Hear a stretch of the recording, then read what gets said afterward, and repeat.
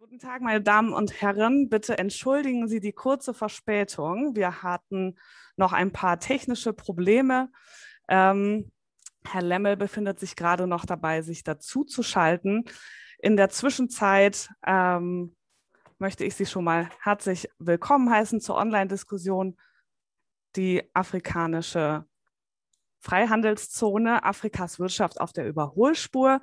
Mein Name ist Sabine Odhiambo, ich bin die stellvertretende Generalsekretärin der Deutschen Afrika-Stiftung. Und bevor ich gleich an Herrn Lemmel und Professor Grosse übergebe zur Begrüßung, möchte ich nur kurz ein paar technische Hinweise geben.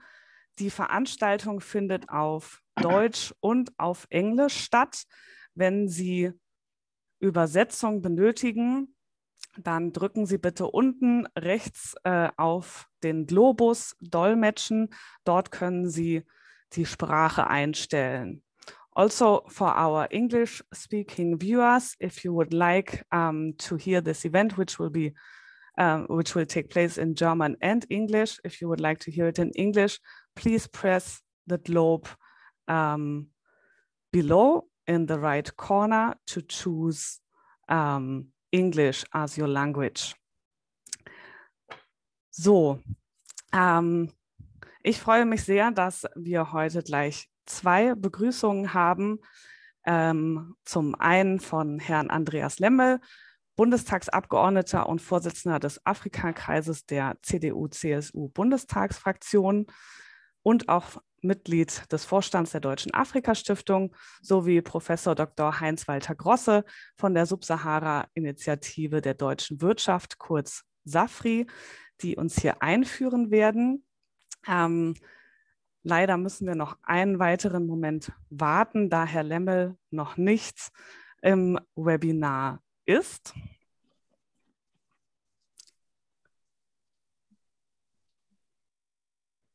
Ja.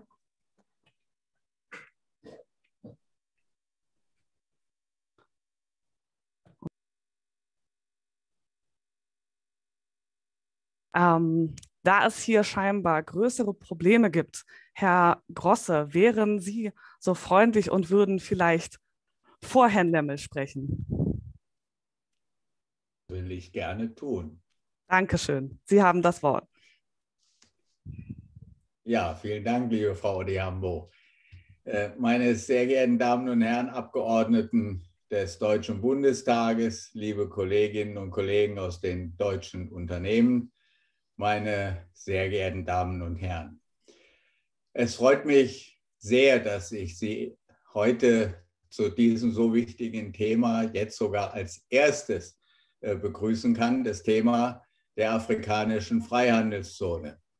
Der 1. Januar dieses Jahres mit dem Start dieser Freihandelszone war in der Tat ein großer Meilenstein. Ich bin mir sicher, dass dieser Tag auch den weiteren Ausbau der afrikanisch-deutschen wirtschaftlichen Beziehungen markieren wird. Zunächst möchte ich mich aber ganz herzlich bei den Experten der Afrikanischen Union, der EU-Kommission und der Firma BASF bedanken. Sie stehen uns heute alle mit ihrer Erfahrung und ihrem Wissen zur Verfügung, gemeinsam mit mehreren hundert Teilnehmerinnen und Teilnehmern an diesem Webinar. Ich bin wirklich sehr gespannt auf Ihre Beiträge. Mein Dank gilt natürlich auch den Organisationen. Wieder einmal hat sich die Zusammenarbeit der Deutschen Afrika-Stiftung mit dem Büro des Abgeordneten Herrn Andreas Lemmel und dem Deutschen Industrie- und Handelskammertags bewährt. Es ist immer wieder bemerkenswert und sehr ermutigend zu erfahren, wie viele Menschen sich hier in Deutschland rund um das Thema wirtschaftliche Kooperation mit Afrika engagieren. Meine Damen und Herren, seit vielen Jahren wirbt die Subsahara-Afrika-Initiative der deutschen Wirtschaft gemeinsam mit den Trägerverbänden wie beispielsweise dem Afrika-Verein der deutschen Wirtschaft bei deutschen Unternehmerinnen und Unternehmern dafür, in Afrika zu investieren und Arbeitsplätze zu schaffen. In der momentanen Situation ist das natürlich besonders schwierig. Aber auch in den Zeiten vor Corona war es für mich und meine Mitstreiter nicht einfach, konkrete Investitionen auf den Weg zu bringen. Ein Grund für die Zurückhaltung unserer Unternehmen, der mir in vielen Gesprächen immer wieder genannt wurde, ist die hohe Fragmentierung des afrikanischen Marktes. Viele Länder in Afrika werben zwar dafür, ein Eingangstor für den gesamten Kontinent oder zumindest eine Region zu sein. Dabei helfen auch Staatenbündnissen wie SADC oder EAC oder ECOWAS. Doch in der Realität war es für deutsche Unternehmen oftmals schwer, grenzüberschreitend tätig zu werden. Aus den eigenen Erfahrungen im europäischen Binnenmarkt wissen wir, wie wertvoll es sein kann, wenn Grenzen verschwinden, Zölle und Zollbürokratie abgebaut wird und Währungen nicht mehr konvertiert werden müssen. Das spüren wir dieser Tage insbesondere dann, wenn Grenzen auch wieder hochgefahren werden. Aber der innerafrikanische Handel macht eben in 2017 nur 17% aus. Zum Vergleich innerhalb Europas waren es im gleichen Zeitraum 69%. Nicht nur die Weltbank geht davon aus, dass in der Schaffung eines einheitlichen afrikanischen Marktes riesige Potenziale liegen. Wir sollten uns aber auch davor hüten, europäische Lösungen für afrikanische Herausforderungen anzubieten. Sehr geehrter Herr Azambo, sehr geehrter Herr Schumba, die Menschen in Afrika wissen am allerbesten, was es bedeutet, Entwicklung zu gestalten und selbst voranzugehen.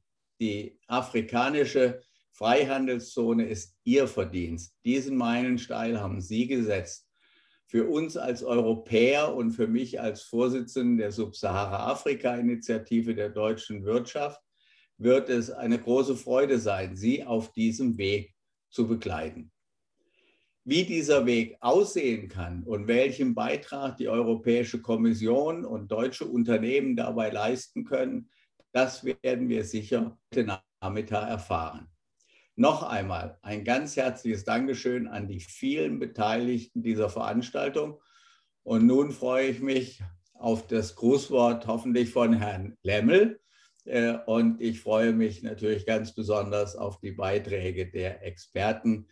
Haben Sie einen herzlichen Dank. Vielen Dank, Professor Große, für diese einleitenden Worte. Sie haben Ihre Erwartungen an das Webinar genannt. Genau das hoffen wir, dass das heute passiert, dass diese Fragen beantwortet werden. Leider ist Herr Lemmel immer noch nicht dazugeschaltet. Es gibt da leider größere Probleme.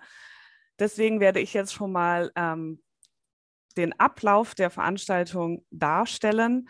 Wir haben 4 Experten zu dem Thema eingeladen und jeder Experte wird die Möglichkeit haben, einen kurzen Input zu einer bestimmten Fragestellung des Themas zu geben.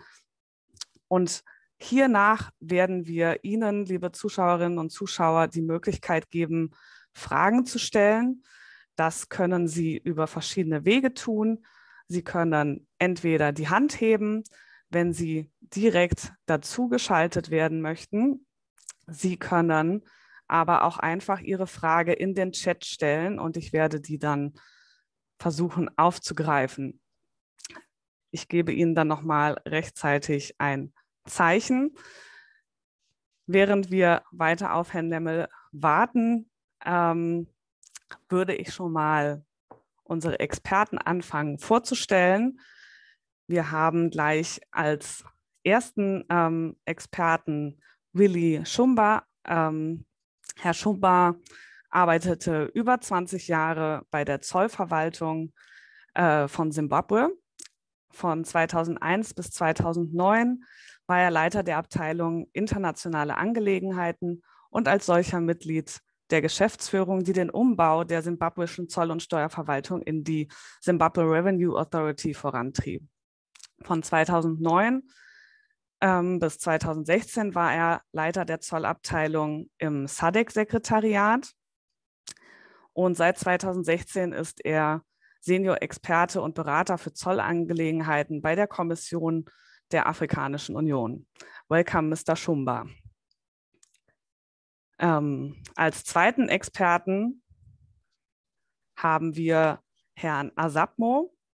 Herr Asapmo verfügt über 17 Jahre Erfahrung in Handel und Diplomatie. Von 2004 bis 2008 war er Forschungsassistent im Außenministerium Kameruns.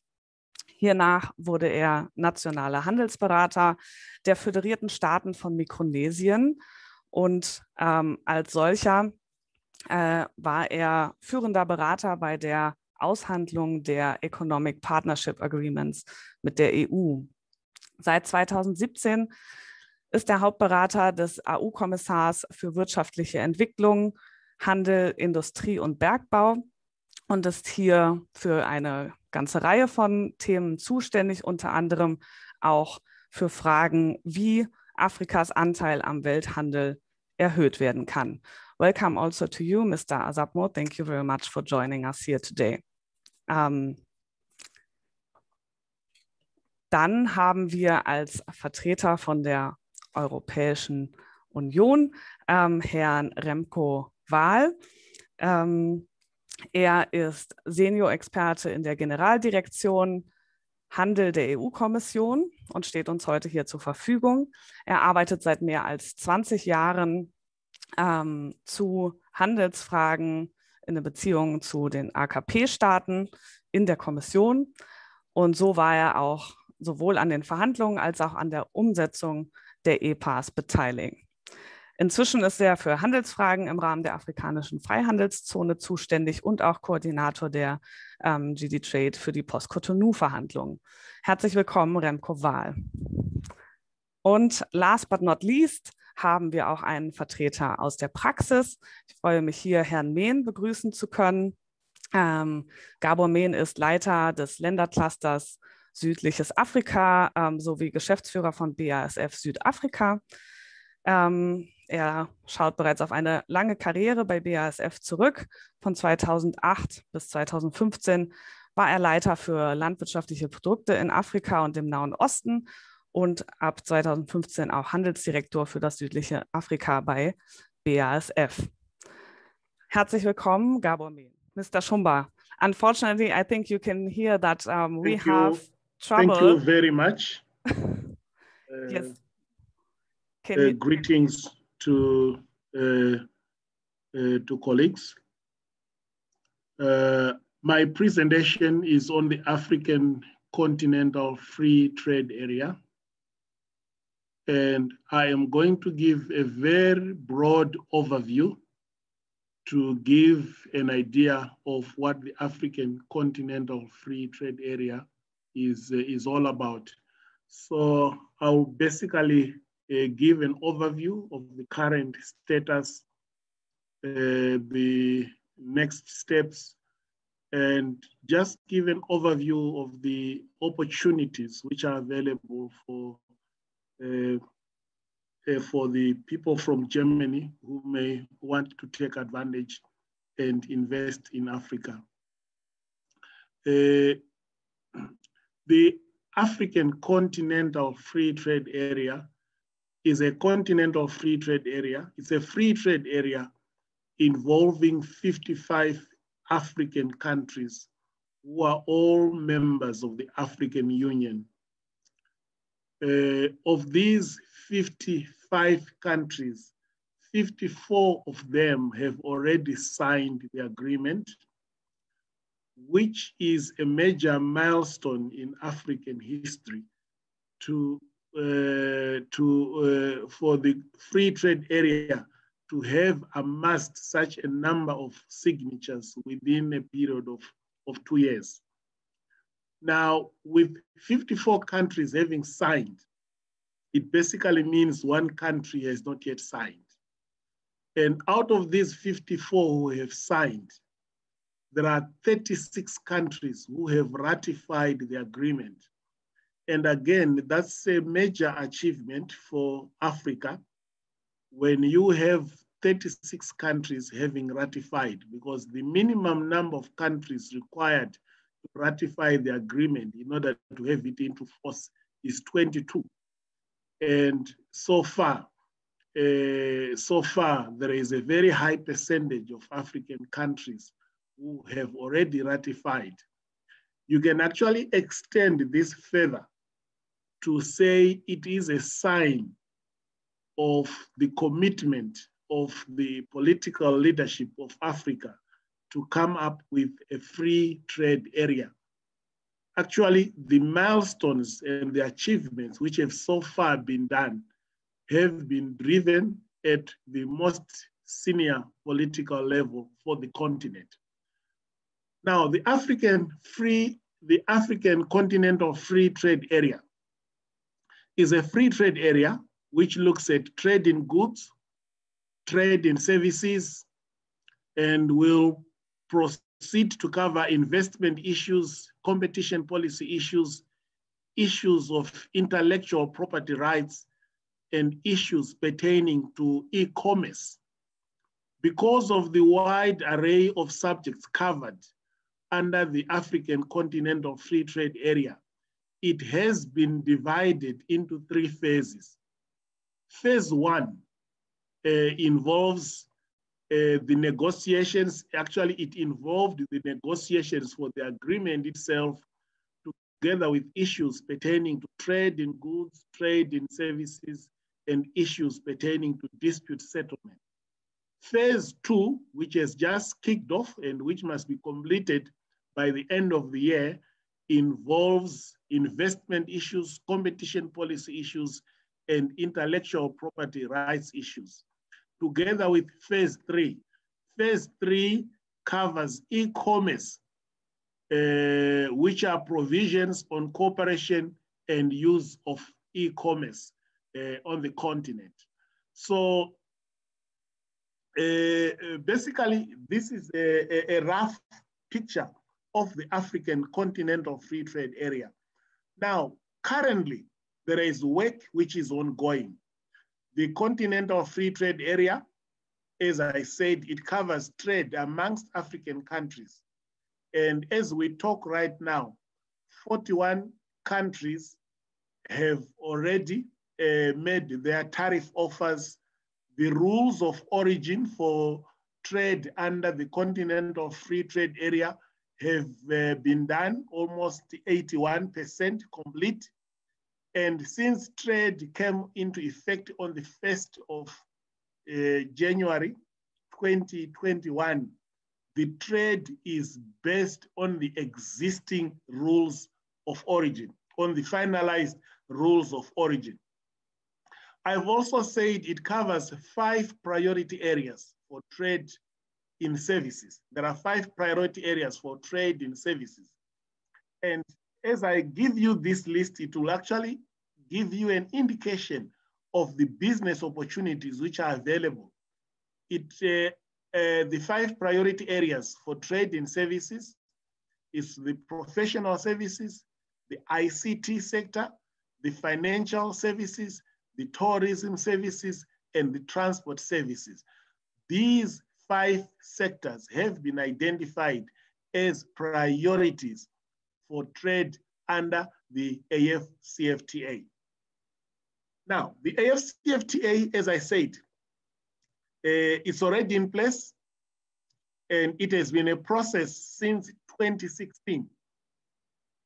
And what I need to highlight is, although it has come into effect, currently, there are a number of implementation issues which are being finalized. And as I've said, for trade in goods, trade is on the basis of finalized rules of origin. For the phase 1 issues, some of the outstanding issues when it comes to trade in goods are issues pertaining to regulations covering special economic zones, rules of origin covering fisheries, edible oils, sugar, leather, textiles, and the automotive industry. Of course, the guidelines for the rules of origin and the issue pertaining to tariff offers. I have already indicated that negotiations are underway on phase 2 and phase 3 issues. Now, winding up my presentation, having given you an overview of what the African Continental Free Trade Area involves, there are certain issues which I need to highlight, which will indicate to you the business opportunities which are available. Firstly, you are looking at investment opportunities. The African Continental Free Trade Area covers trade amongst African countries in respect of goods which have been manufactured in Africa and which meet the agreed rules of origin. So it offers Germany investment opportunities in the sense that companies can come in and invest in Africa, and using Africa as a base, using the identified countries you want to invest in Africa, you can manufacture products for trade within the continent. You can manufacture. I'm aware that there are already quite a number of German products which are manufactured. I'm aware of the automotive industry, where you have models like the Mercedes-Benz, the VWs, which are being assembled or manufactured in certain countries in Africa. And what you need to do is to check what are the requirements for the automotive industry in order for the vehicles manufactured by German-related companies to meet the criteria for trade under the AfCFTA.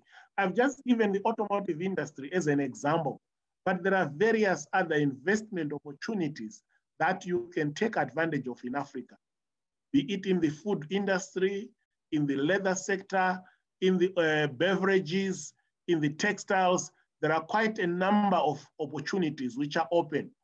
All that is required is for investment in Africa and manufacture goods which meet the criteria.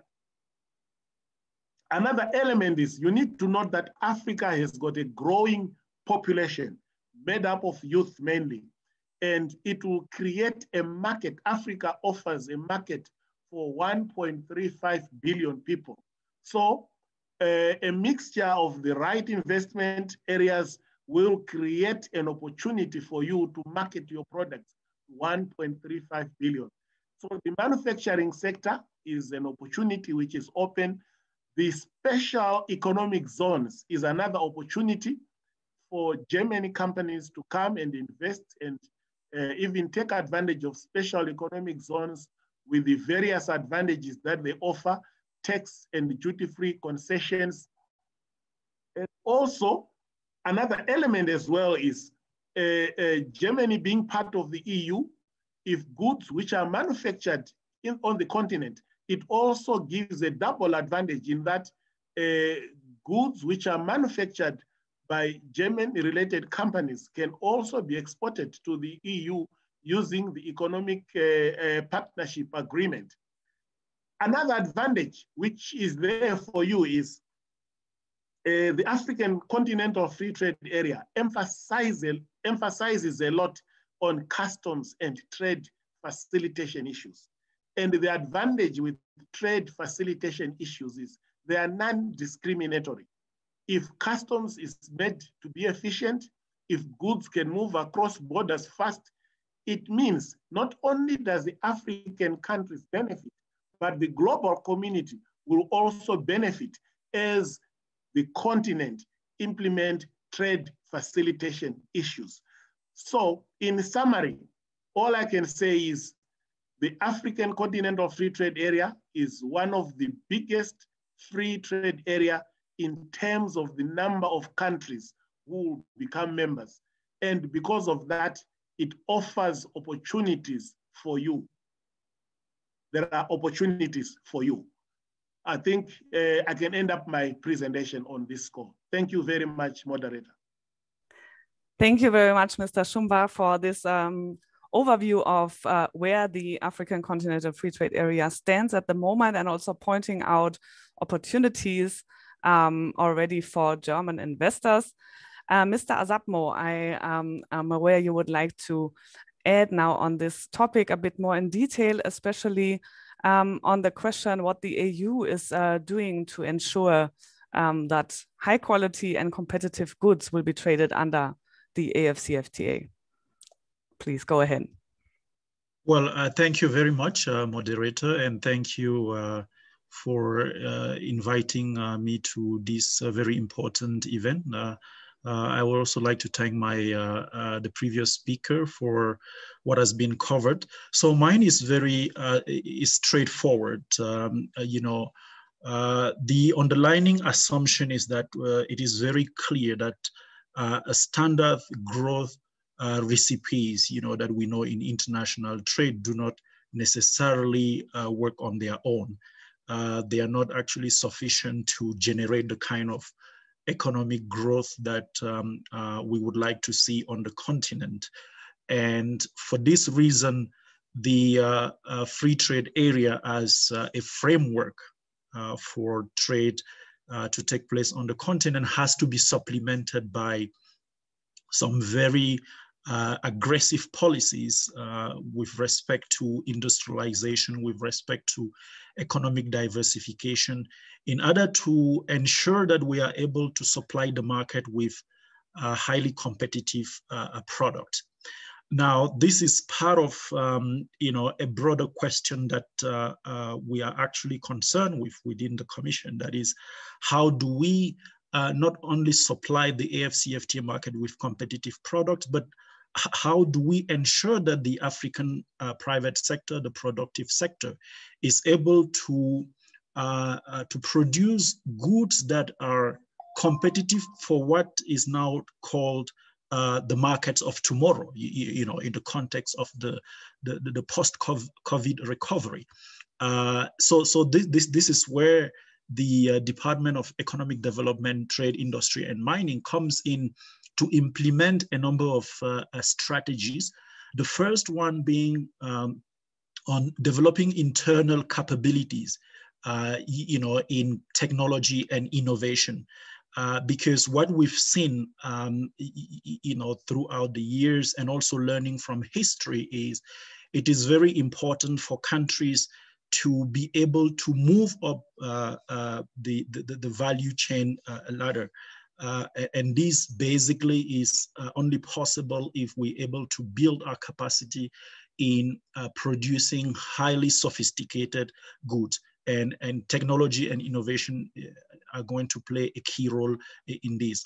So this will help us be able to advance our industrialization and economic diversification strategy. So that is the very first thing that we are targeting. The second thing we are targeting is to take advantage of the digital economy. If there is one sector that has really increased during the COVID-19 pandemic on the continent, it is probably the e-commerce sector, which has increased by 30% in some countries.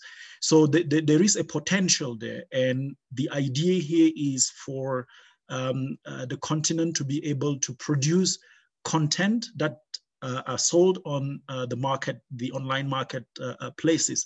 So Mr. Shumba talked about, a protocol in the AfCFTA on e-commerce. What we plan to do is to put in place the strategies that would enable African companies to produce content that will be sold on those platforms. The third focus would be, to increase domestic resource mobilization and strengthen the African financial market. Now, we are very much aware of the global competition for investment.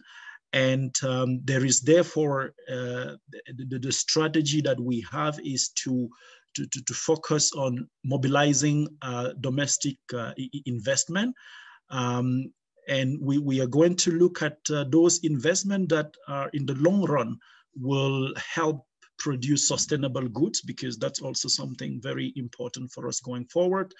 But we are also looking at, and this is the fourth and second to last strategy, we're looking at strengthening the SMEs, African SMEs. And I think here there is an avenue for collaboration, cooperation between a German private sector. We are aware of what I can term the German miracle, you know, the Mittelstand firms, which basically are contributing to the German leadership in the European Union or the European economy. So there is an avenue for collaboration, partnerships between German SMEs and African SMEs so that they can be part of this digital economy driven by technology and innovation.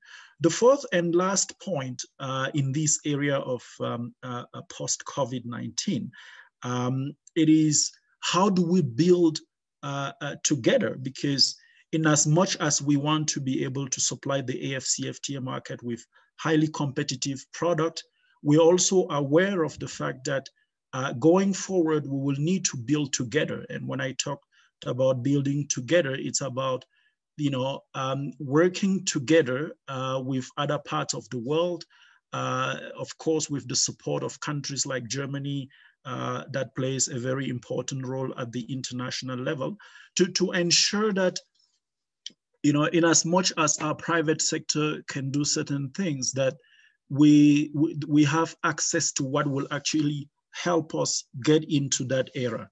And here we're talking inevitably about access to things like vaccines, because, you know, if the African private sector do not have access to those, then the productive sector is going to suffer, and recovery in that sector. You know, the workers will have difficulties, you know, in going the direction we really looking at. So the point I'm trying to make here is we have these strategies on enhancing industrialization, economic diversification on the continent, based on or anchored on building internal capabilities to be able to innovate, to produce highly sophisticated goods that meet the rules of origins, the standard, be able to be sold globally.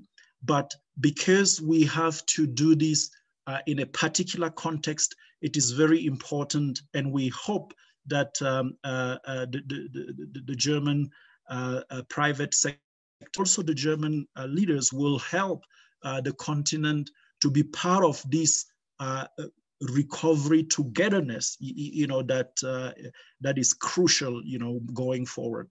So once again, I thank you for the opportunity, and I look forward to the Q&A session. I thank you.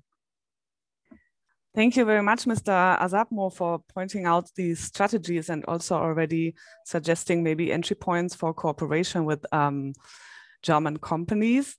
Now, before we get to that, we would like to hear from the European Union about the African Continental Free Trade Area, and especially what it means for EU and AU trade relations.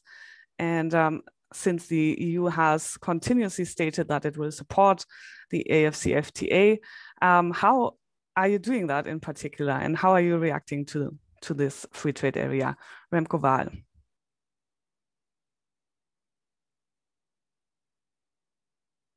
Oh, we can't hear you.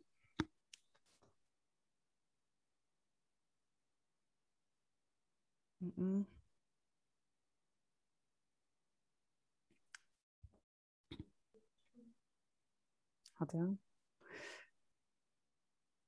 Klappt das jetzt?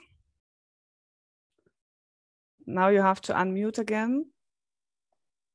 Now again, no. It was working before. Maybe you can try without the headset otherwise.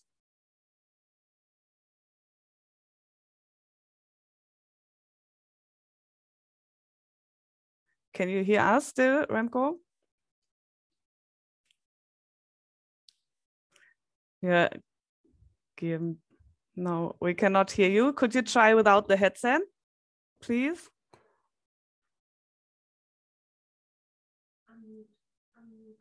And now unmute.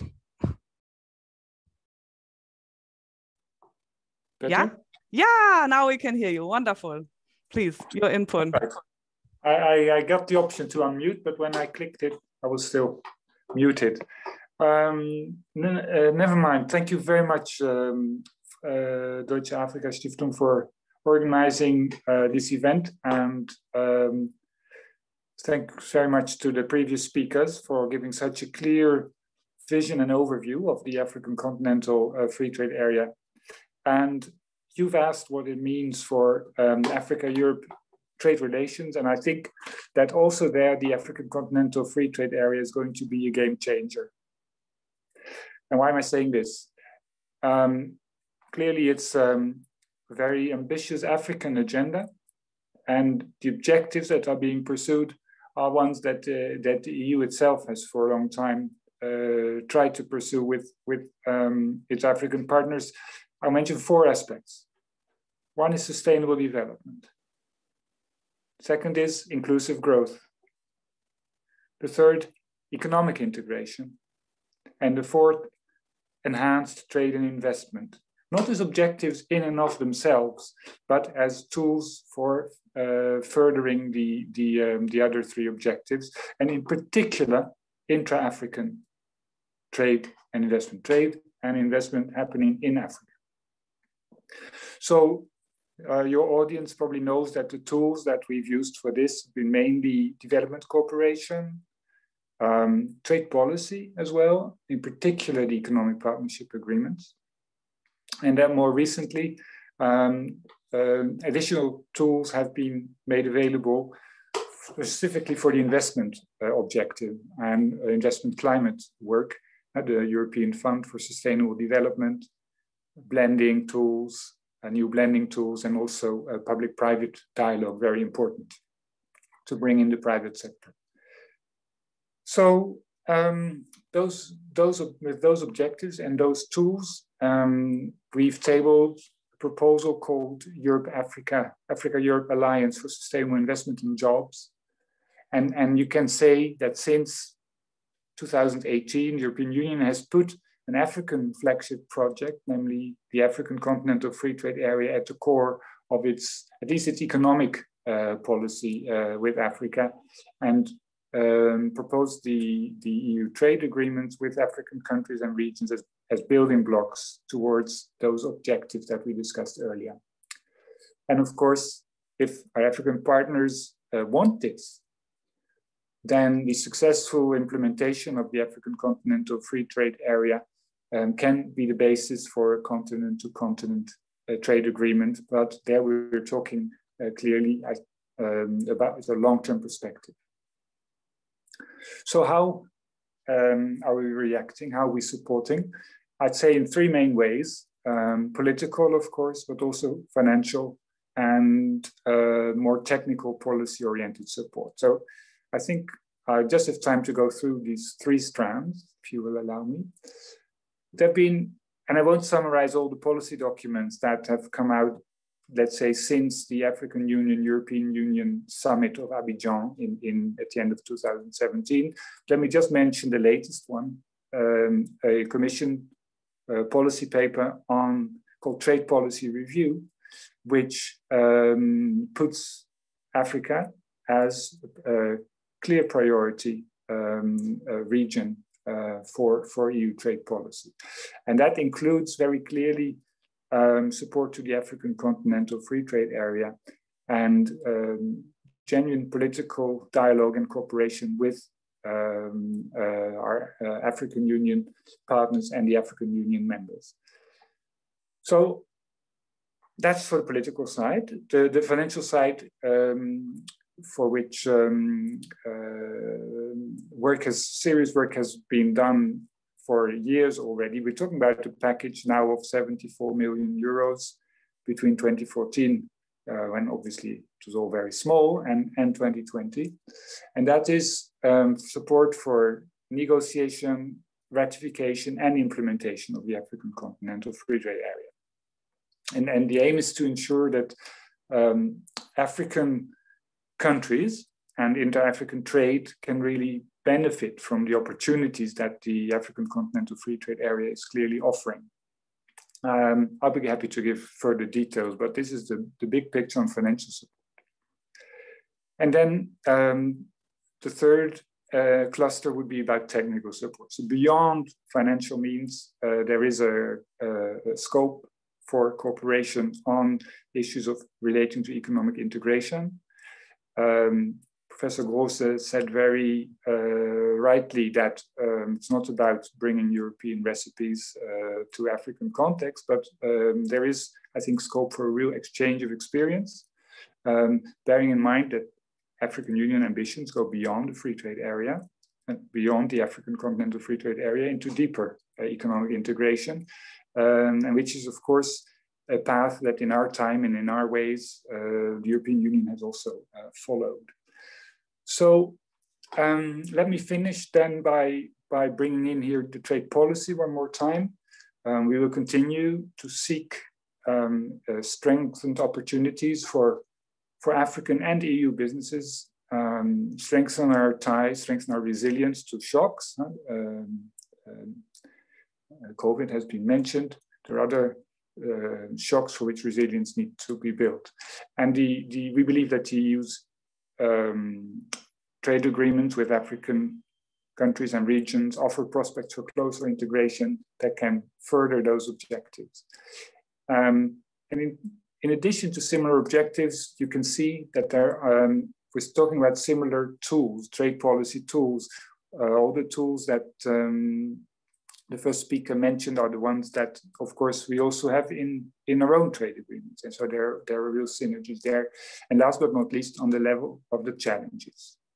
Let me summarize them as capacities and competitiveness.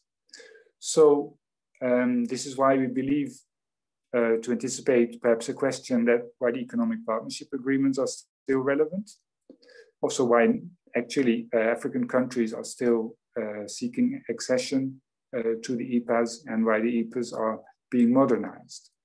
I think it will make them better building blocks to African continental integration and African integration in general. And last, finally, because I haven't mentioned North Africa by name yet, but it's clearly also in the latest trade policy review document, recognition that the integration of the continent across the Sahara Desert also needs to be looked at further from a European angle and from an EU trade policy point of view.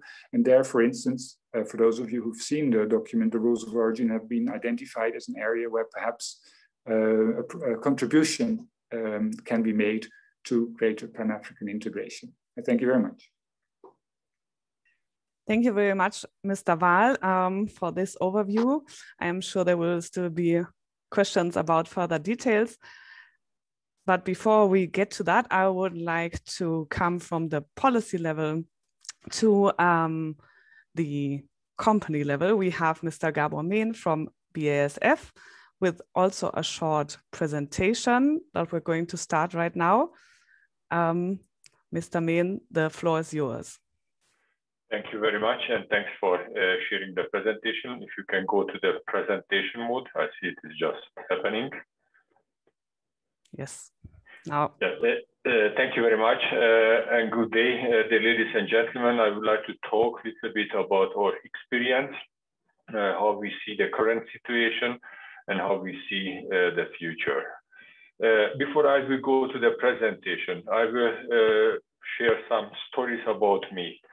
I was born outside of the EU, and I started my professional career outside of the EU. I know what it means at that time to manage export to EU or cross borders with papers, putting original signatures on the paper, put the stamps and everything on the documents to be able to move the lorry across the border. And I know what it means after the EU enlargement, where you see only one sign, speed limit at the border when you cross in between the countries. It's showing the big difference of changing regulations and landscape.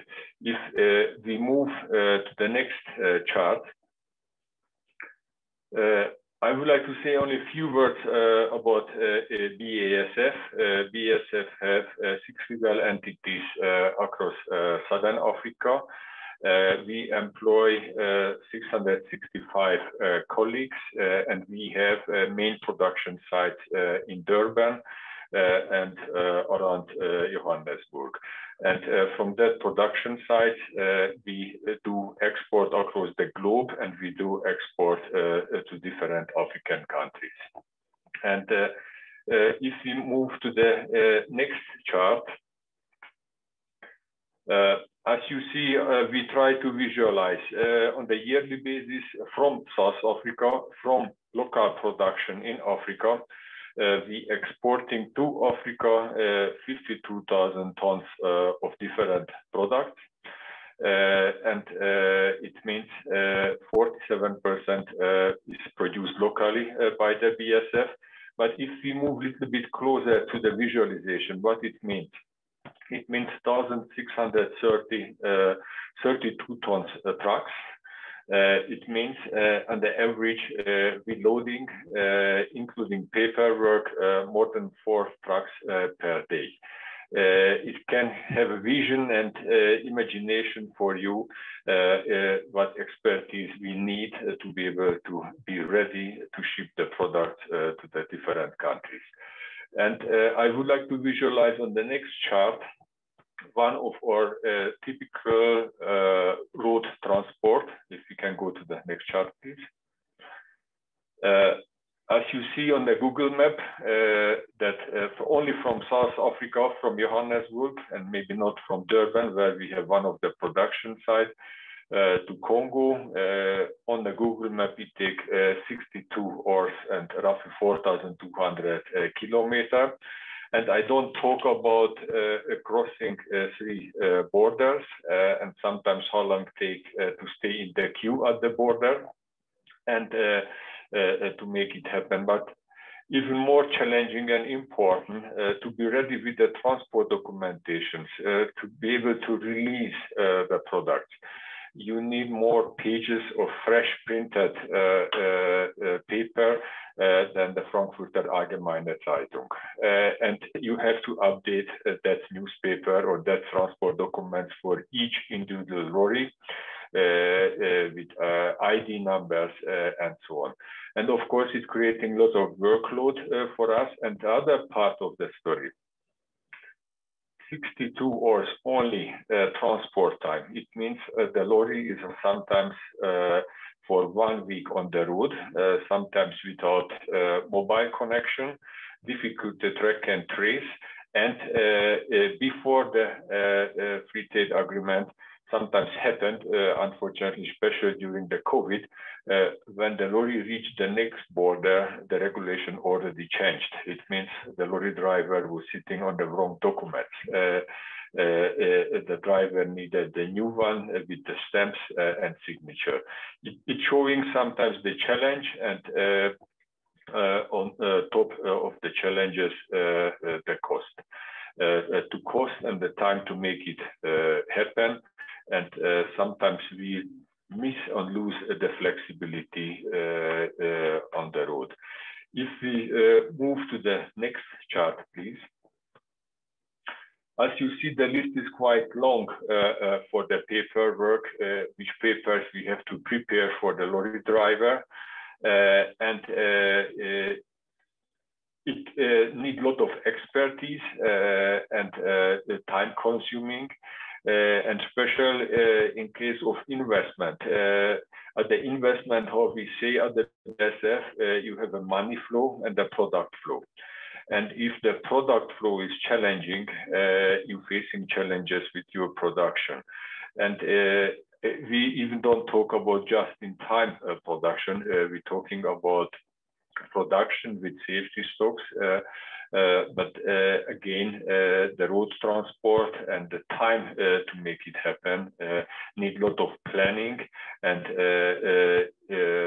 creating a lot of cost, which sometimes hindering future investment. And maybe you will ask the question, what could be the possible solution? What we see as a possible solution if we move to the next chart, please.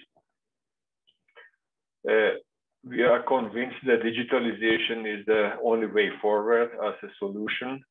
to achieve it, not only to have a free trade agreement, but to have on the African Union-based digital custom clearance processes, which have an advantage. If digital, it means documented. You will have a central database, and on top, it providing full transparency. And the full transparency is one of the way to avoid, from one hand, the corruption, and from other hand, creating speed in the processes and flexibility. Then with the digitalization, with online tools, we can utilize the same lorry for forward and backward transport, which creating a lot of efficiency and creating volume for everybody.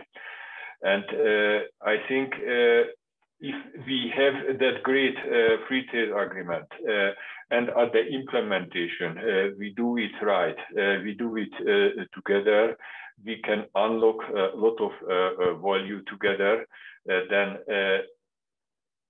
movement of goods, movement of product is a key for the production. It is quite interesting to calculate if you produce something. I will take only the simplest product, like a bicycle.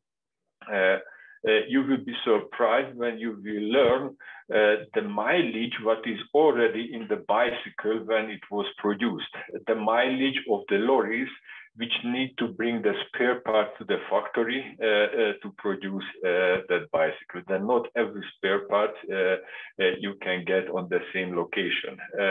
And it is a lot of thousand mileages in that bicycle on the first day when it is already ready made and you can take it over from the factory. And it's showing with one simple product already the need for very efficient supply chain solution and for very efficient information flow about the custom processes and so on, and the digitalization will help for it. And last but not least, if we move to the next chart, please. For us as a BASF, it's very important that in Africa and across the globe, we stick to our core values.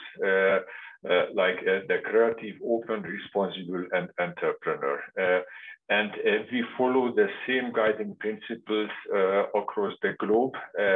And we are ready to help for our customers, ready to help for the society to make it happen together. Then we are convinced as a good citizen in Africa that we can make it happen better and faster together. Thank you very much. Ja, vielen Dank, Herr Mehn, für diese Präsentation und auch vor allen Dingen für die sehr anschaulichen Beispiele von Herausforderungen für Unternehmen ohne die Freihandelszone. Und was Sie angesprochen haben mit Digitalisierung als Lösung, knüpft ja auch bereits an den Punkt an, den Herrn Asapmo angesprochen hat, als strategische Priorität der Afrikanischen Union. Bevor wir jetzt, liebe Zuschauerinnen und Zuschauer, Sie oder Ihnen die Chance geben, hier Fragen zu stellen, möchten wir noch einmal versuchen, nun Herrn Lemmel dazu zu schalten. In der Zwischenzeit können Sie gerne bereits Ihre Hand heben, wenn Sie gleich eine Frage stellen möchten, hier live bei uns. Ansonsten können Sie auch weiter Fragen im Chat stellen. Herr Lemmel. Hallo, hallo. Ja, hier ist Andreas Lemmel.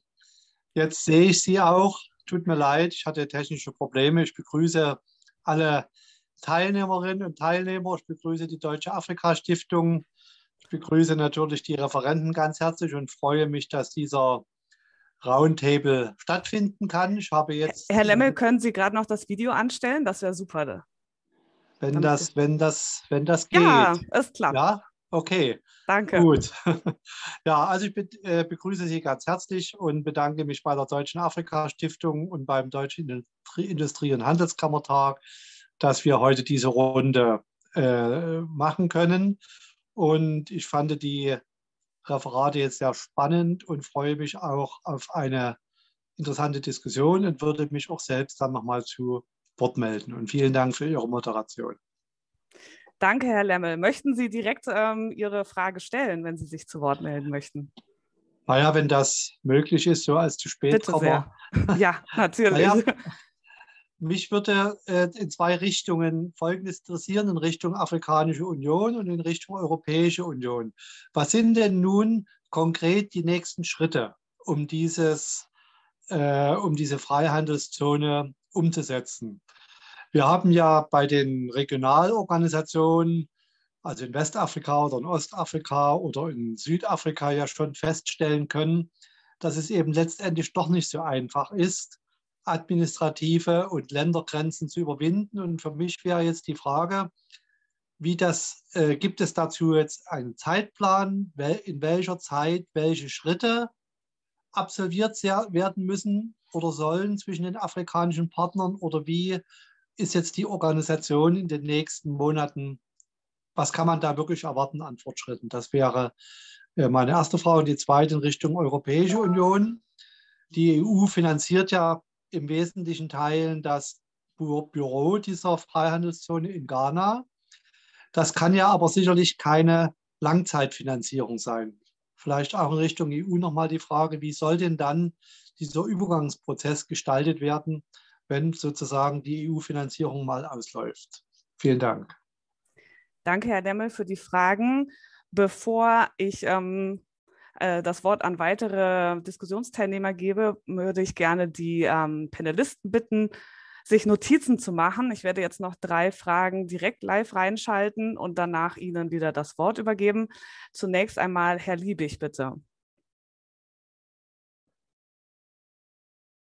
Guten Tag, hören können Sie mich? Mein Video kann ich nicht starten, steht hier.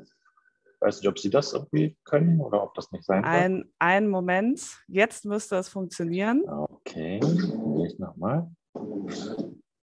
Jo, ja. Da bin ich. Guten Tag and thank you to the speakers. It was very interesting to listen to you.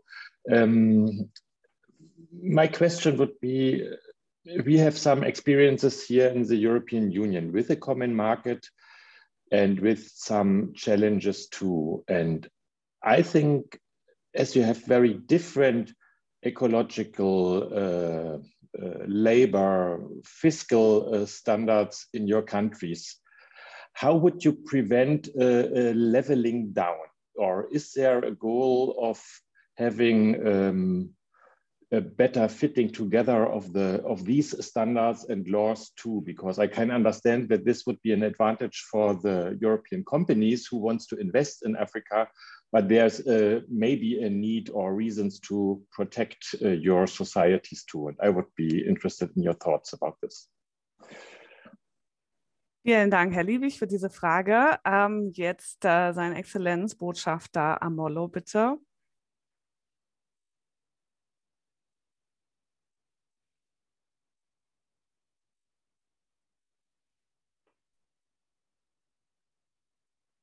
Yes, we can see you. Well, thank you very much, Sabine. And I wish to just take this moment very briefly just to thank you and the team for putting this wonderful opportunity together and for the excellent presentations made by my brothers Jean Bertrand and Mr. Shumba, sorry. And I just wanted to make 3 quick points. Number one, I think listening to Andres Kamel, I think is very important. He raised this. How do we start weaning ourselves away from European largesse, if you will, in upholding our headquarters? Secondly, what Stefan Liebig said, how do we start thinking of not reinventing the wheel?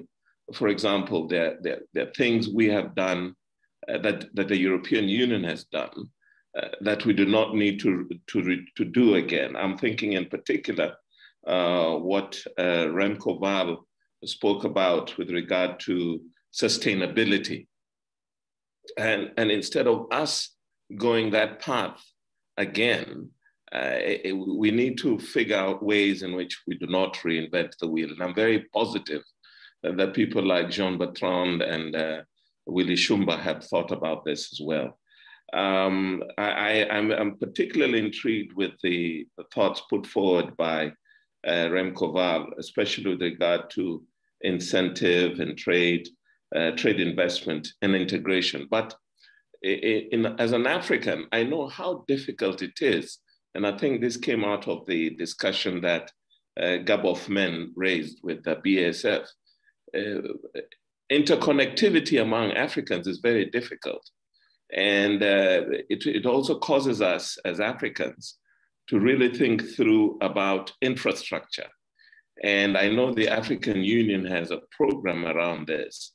So I'm not going to say, is there a chicken and egg thing? Yeah. But all of them have to go together. And if we work carefully with this, I think we'll be able to get it done. And then lastly, on the issue of digitalization, I think you've hit it on the head. Just doing what we're doing today. In the old days, what we're doing today would have cost $1 million, really, to bring us together. So we should think of ways of upping or increasing or elevating the ability to do things without touching everything. For example, I'm intrigued with customs papers, which are more than the biggest newspaper in Germany. I have experience with this. And sometimes it is people protecting their turfs. And I know even with a situation like East African community, where we are so protective of turf, despite the fact that we are a common customs union, if you will. So I just wanted to raise these points to thank the presenters and to agree that this collaborative effort that Willy Shumba and Jean Bertrand is talking about is the way to go. I think if we do it in a collaborative manner without reinventing the wheel and to see where we have difficulties, I think we'll move together. I know for a fact that African countries now are really struggling because of COVID, and to wean very quickly away from the support networks may be slightly challenging now. But if we get this right, we'll be able to say, okay, thank you, European Union. We can run the headquarters on our own. We can do these things on our own, but it requires a collaborative effort. I just wanted to say those points. Thank you. Thank you very much, Ambassador. And as a last question for this first round, Rafael Quarto.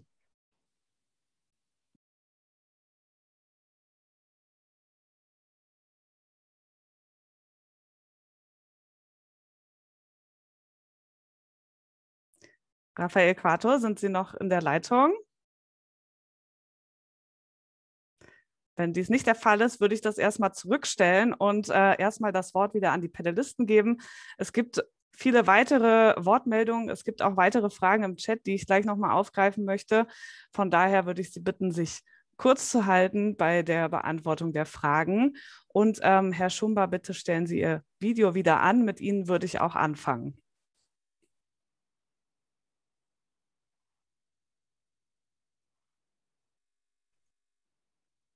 Mr. Shumba, Thank you very much. We cannot see you. The camera is a bit high. Thank you very much. One of the questions which I got on the chat was, which is the African country which has not signed the African Continental Free Trade Area? The country which is yet to sign and which is undergoing its own internal processes so that it can come aboard with the rest is Eritrea. That's Eritrea. Then the second issues which came up during the questioning, I think it combines, it cuts across the various questions. A point which I need to emphasize is the African Continental Free Trade Area was negotiated to build upon the regional economic communities in Africa. There are a number of regional economic communities in Africa, but 8 of them are recognized by the African Union. So these regional economic communities have been used. In fact, the African Continental Free Trade Area is part of the grand plan to build upon the achievements which have already taken place under the regional economic communities. So there won't be like a stretching of resources and conflicts, because the RECs themselves, the regional economic communities, were party to the negotiations to the African Continental Free Trade Area. And I think one good point which comes up for Germany and even for the EU about the African Continental Free Trade Area is you have Africa reorganizing itself and talking a common language when it comes to trade. So when it comes to standards of goods, to quality of goods, when it comes to SPS issues, Germany will be able to talk to Africa using a common language, I mean, the harmonized standards and systems, there will be harmonized standards and systems in Africa, whether one is talking to South Africa, whether one is talking to Egypt or to Nigeria. Africa has organized itself so that it has got a common way of dealing with issues and a common approach of dealing with trade. Interconnectivity has been raised by Ambassador Molo. What I need to assure him is it's not really a chicken and egg issue, because issues pertaining to interconnectivity are part of the processes which must be achieved by the African Continental Free Trade Area, either as trade facilitation issues or as infrastructure issues to connect the continent. And there are already other programs which are looking at issues like transport infrastructure and various other issues. There are already other there are already other African programs under the Agenda 2063 for the continent. I think for now, this is what I can say. Thank you very much. Thank you very much, Mr. Shumba. Mr. Asapmo, would you like to add? Well, thank you very much. And thank you for the comments and questions, which are very pertinent and really help to understand some of the things that we really need to insist on. Let me just cover three of them, starting with digitalization. One of the things we've done as we were building the AfCFTA was to ensure that there are a number of institutions which will take advantage of, the digital technology already to facilitate trade under the AfCFTA. So you have, for example, what is known as the non-tariff barriers reporting, monitoring, and elimination mechanism. So this mechanism will allow traders under the AfCFTA regime to report any non-tariff barriers that they will face at the border. And I think it will contribute to addressing some of the issues that our colleague from BAS spoke about. We also have the African Trade Observatory, which is an online platform that will provide information on export requirements, and also provide information on the opportunities available. So already we can see that the AfCFTA has taken on board the current trend of digitization, which is very important as stressed by Ambassador Amolo. Now, the other issue pertains to what I talked about, or one of the aspects, which was building together. And I think this came in the other presentation in the forms of values that should be promoted by companies. Of course, this was talking to what BAS is doing already. So what is likely to happen in the protocol on investment, which is still being negotiated, is there would be certain standards, there would be certain principles that companies operating in the AfCFTA market will have to abide by, and corporate social responsibility will definitely be one of them, so as to ensure that companies operating in the AfCFTA market abide by certain basic principles of good of corporate citizen. So I think that's the second point. The last issue pertains to the institutional aspect of the AfCFTA. What the immediate steps that is being taken, it is to ensure that the institutions that are provided under the AfCFTA agreements are in place and that they are functioning properly. And I think the Secretariat in Accra, working closely with the Commission and other relevant partners, are addressing those issues. At the Commission levels, we are also ensuring that the supportive policies, like I said, to address market failures, are put in place so as to ensure that we are able to supply the market with a sophisticated product. And in doing so, we are very much aware of the issue of infrastructure, whether it's the quality infrastructure, the infrastructure to produce, but also connectivity, which, as rightly pointed out, is a thorny issue. But we are very much aware of the gradual approach we are taking, and we believe that as we operationalize the market, there would be more investment flowing in to address those infrastructure issues. And some of the policies, the programs that we are also putting in place will help correct some of the constraints that we currently observe. Finally, collaboration is going to be key, because even like I said, we are living in a COVID era and looking towards, post-COVID. Now, we cannot do, even if we were financially sustainable, or self-sufficient, because we are confronted with a number of challenges that cannot be addressed by one region alone. And COVID has taught us clearly, it is still going to require collective effort to address the other challenges that we are faced with. If we go back to the issue of COVID, for example, you have a well-functioning market.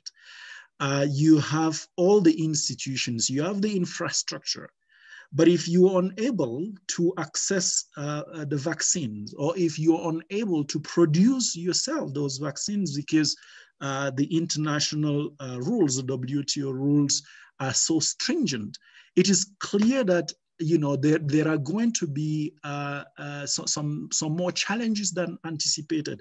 So collaboration is going to continue to be the key word, because we are in this together, and we may have very sound, resounding regional policies in this era of COVID.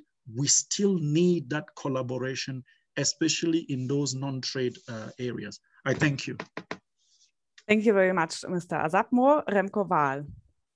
So excellent questions from Mr. Lehmann, Mr. Liebig, and the ambassador. I'm conscious of your time, our time. I'll just mention 3 points very quickly. The AfCFTA Secretariat in Accra. I think it would be a mistake to think that the European Union is funding that. Yeah? There's already a serious contribution being made by the African Union and its members themselves, and you heard the other speakers that they don't want to be dependent on that sort of funding from the European Union. Also, when you speak to His Excellency Mr. Wamkele, the Secretary General, I don't think that is what he has in mind. So, point well taken, but not just by me, but I think by the African Union itself. Second. And again, hopefully the African speakers can back me up on this. I'm sure, to Mr. Liebig, that they are not interested in a leveling down of standards. They are interested in meeting high standards for their own population, and then they'll benefit from it for their exports. And so this is why the Trade Policy Review policy paper that I mentioned puts emphasis on promoting common standards in Africa. It's clearly part and parcel of a successful African continental free trade area. And then the third point to His Excellency, the ambassador, Yes, not reinventing, also sustainability standards. Mr. Zappo mentioned corporate social responsibility.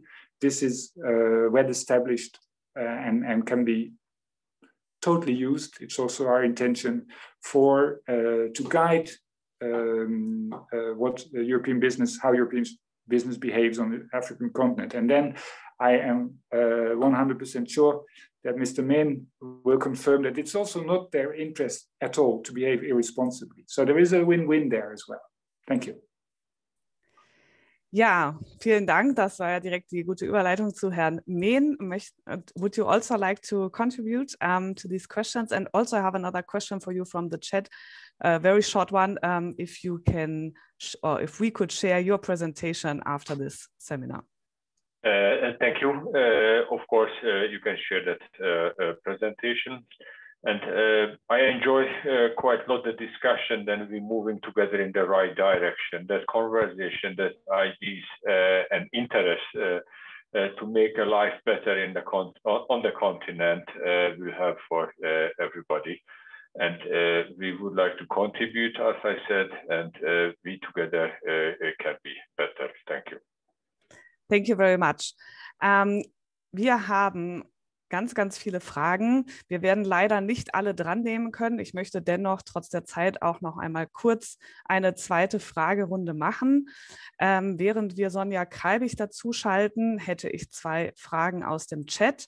Zum einen von Veronika Bellmann, MdB.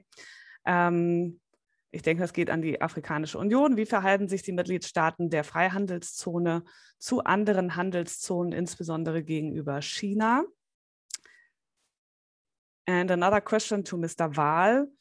Given that AfCFTA exists, why not proposing to EU to embark on an EU-Africa trade agreement instead of continuing to use bilateral trade agreements?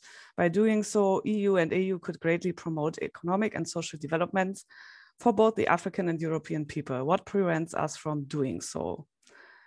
So, und dann würde ich gerne Frau Kreibich die Chance geben, Ihre Frage zu stellen. Sie können jetzt Ihr Video anmachen und das Mikro. So sollte geklappt haben.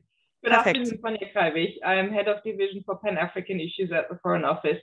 I have a question that probably both concerns Mr. Azapmo and Mr. Wahl, and that is, I liked Mr. Azapmo's statement that aggressive policies are needed to increase, to boost competitiveness. I fully agree, but I think we also agree that that there are already huge imbalances in competitiveness within Africa, and they will most likely get even bigger in the future. And our experience from the EU model shows that that also within the EU we've had, or we continue to have imbalances in competitiveness, and in the EU we have this mechanism of structure and coherence funds that serve to flatten these imbalances through structural measures, albeit at a very high cost. So my question goes to both of you. Are you thinking of about mechanisms to sort of flatten out these differences, or would they just be too costly, and what would be an alternative? Thank you. Vielen Dank, Frau Kreibich. Ich würde das Wort übergeben zunächst an Herrn Wahl.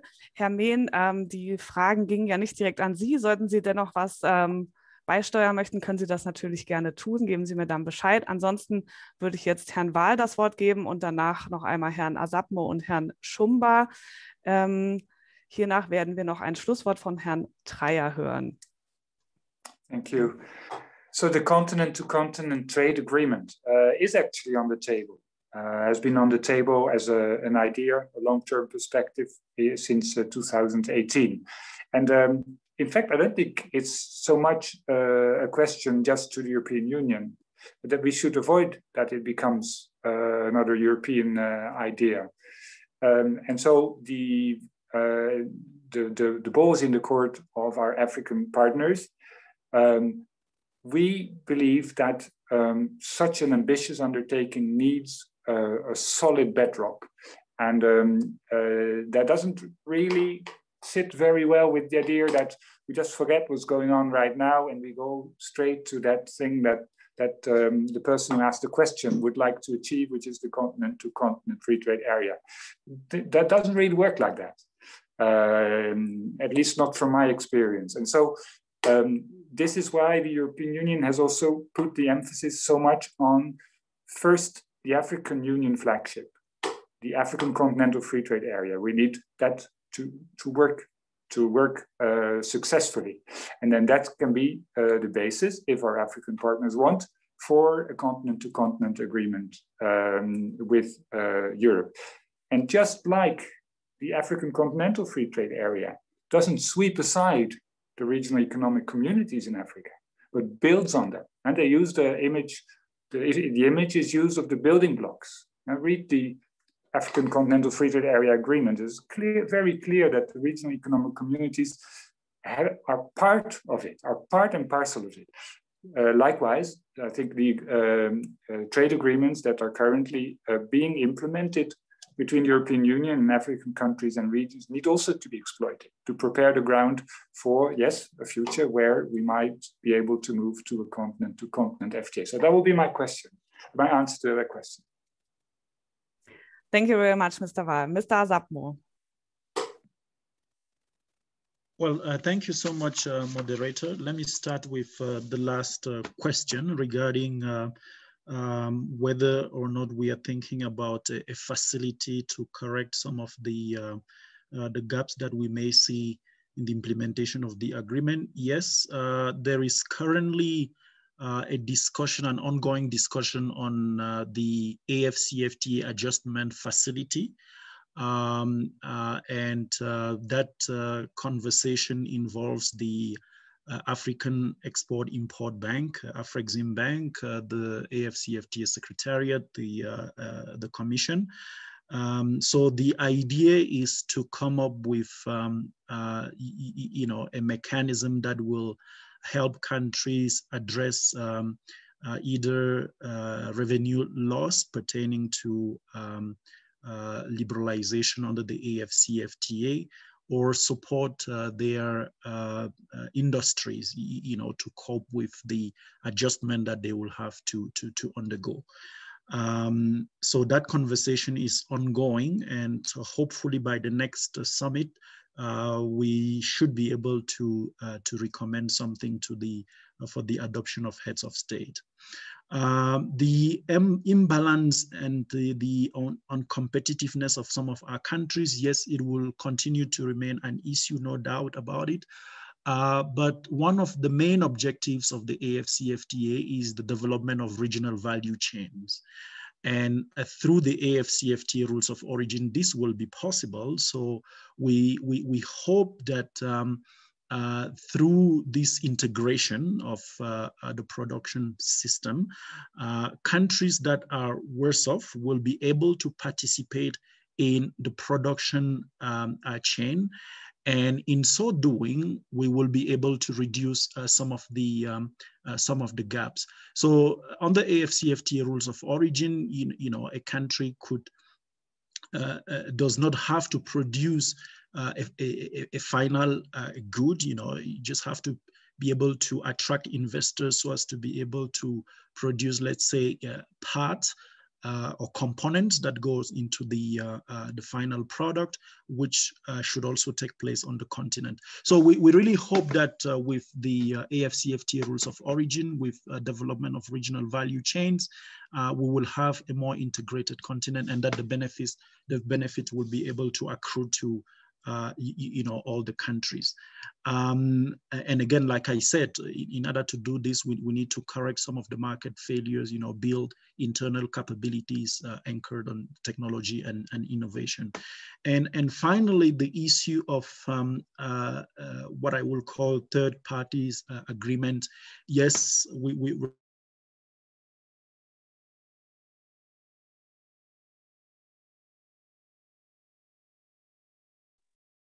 Mr. Asapmo, we cannot hear you anymore. Unfortunately, the video has stopped. is going to be on building the AfCFTA to begin with, because it's still in its early stage, and there is therefore a need to for the countries to focus on strengthening it. Of course, the countries are free to enter into any third-party agreement, but they will have to conduct study. There is also a summit decision on that. They will have to demonstrate how that agreement is going to impact the AfCFTA. So I think that there is a safety net in place to ensure that whilst these other agreements continue to exist, that they do not impede or frustrate the objectives of the AfCFTA, and that if anything, the review process of such agreement, including the EPA, takes into consideration the new reality and are very much in support of them. And finally, of course, the time will come when the continent feels that it is ready and in a position to negotiate with external partner as one bloc. With that, I thank you. Thank you very much. Before Mr. Shumba, I will hand over to you for the last word of the panel. Mr. Mehn, you raised your hand. Thank you very much. I think the free trade agreement is a big step in the right direction. It can create some kind of framework for everybody to accelerate trade. And it is not, I think, the chicken and egg discussion. It is enabling us to do the next step, where I think it is the main focus will be on the supply chain, on the transport, and on the efficiency of the transport and the green energy, which needed for investment of local production, which is again some kind of chicken and egg story. If you don't have electricity, quite difficult to build up the factory. Thank you very much. Thank you very much for this input. Mr. Shumba. Thank you very much.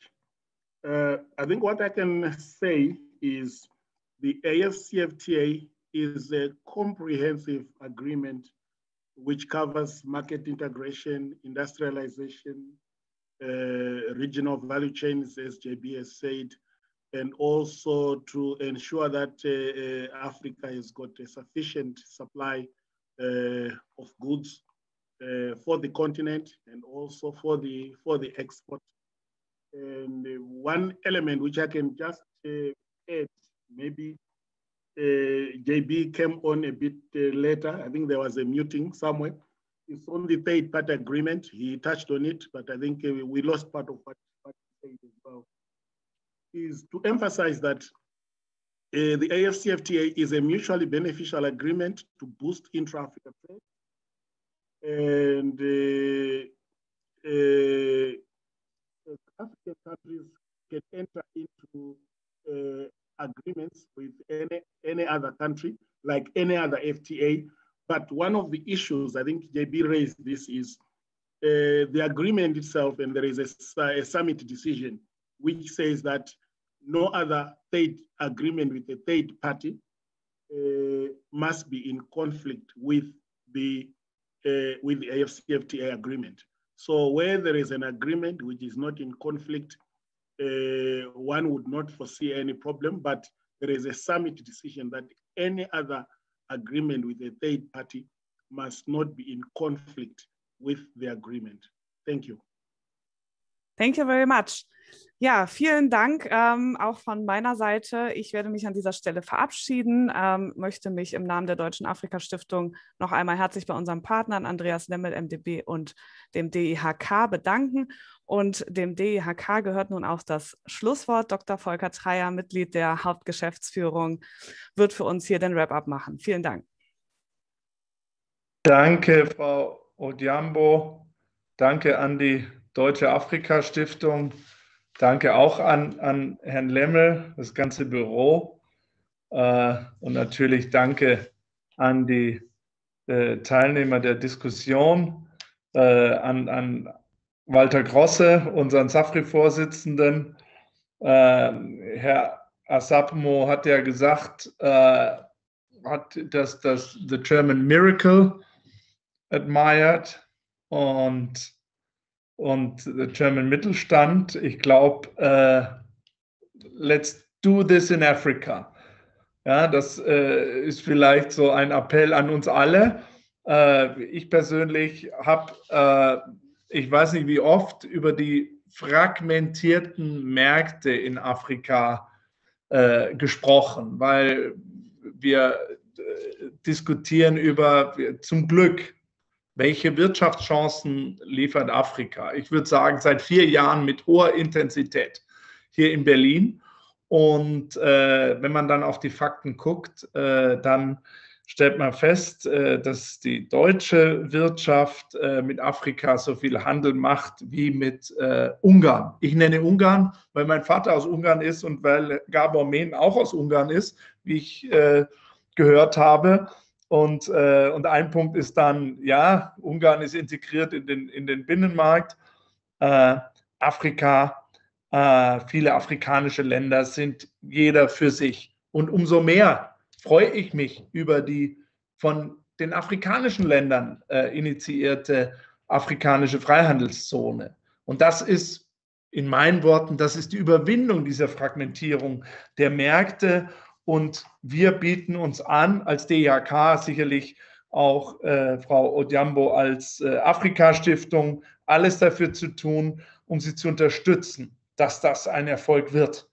Und als DIHK kann ich dann dafür noch meinen Dank an den Deutschen Bundestag hier Ausdruck verleihen, dass wir über das Bundeswirtschaftsministerium und eine Entscheidung des Deutschen Bundestags Unterstützung kriegen, um das Netzwerk der deutschen Auslandshandelskammern, die keine Einbahnstraße sind, und sie wollen es auch gar nicht sein, keine nur Exporte von Deutschland in afrikanische Länder, sondern umgekehrt, wie können wir sie unterstützen, dass sie in die Wertschöpfungsketten reinkommen, aber für die Unterstützung des Bundestages, für die Unterstützung dieses AHK-Netzwerks möchte ich mich an der Stelle auch bedanken. Und deshalb nochmal das Aufgreifen, diese Überwindung der Fragmentierung und damit auch ein steigendes Selbstbewusstsein als wirklicher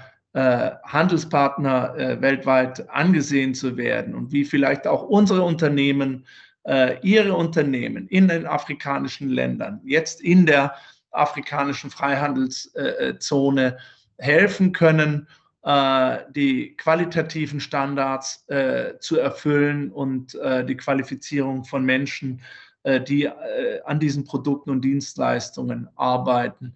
Diese Fragen, die wollen wir mit Ihnen gemeinsam erörtern und dabei unsere Unterstützung anbieten, weil dann wird auch endlich der Schuh draus, dass ich nicht immer das Beispiel liefern muss, aber der deutsche Handel mit dem gesamten Kontinent ist doch nicht mehr als mit Ungarn. Und mit Ungarn haben wir ein großes Handelsvolumen mittlerweile erreicht.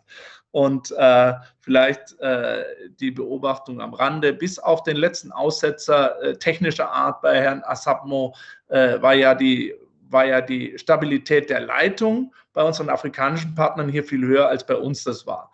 Also das zeigt, wo wir in Deutschland mindestens dran arbeiten müssen. Und das hier geht es nicht um die Frage, wer ist hier eigentlich wem voraus, ja? Sondern lasst es uns gemeinsam richten. Und ich glaube, dieses große Projekt, diese wunderbare Initiative der Afrikanischen Freihandelszone gibt uns die Möglichkeit, noch besser zusammenarbeiten über Everything but Arms, über European Partnership Agreements hinaus, endlich stärker zusammenkommen, unsere Unternehmen und vor allem natürlich die Menschen, so dass es die Menschen auf beiden Kontinenten besser geht. Das wäre mein Wrap-up und mit dem Angebot und mit der Hoffnung, dass wir uns bald wieder treffen und an den Fragen gemeinsam weiterarbeiten. Vielen Dank.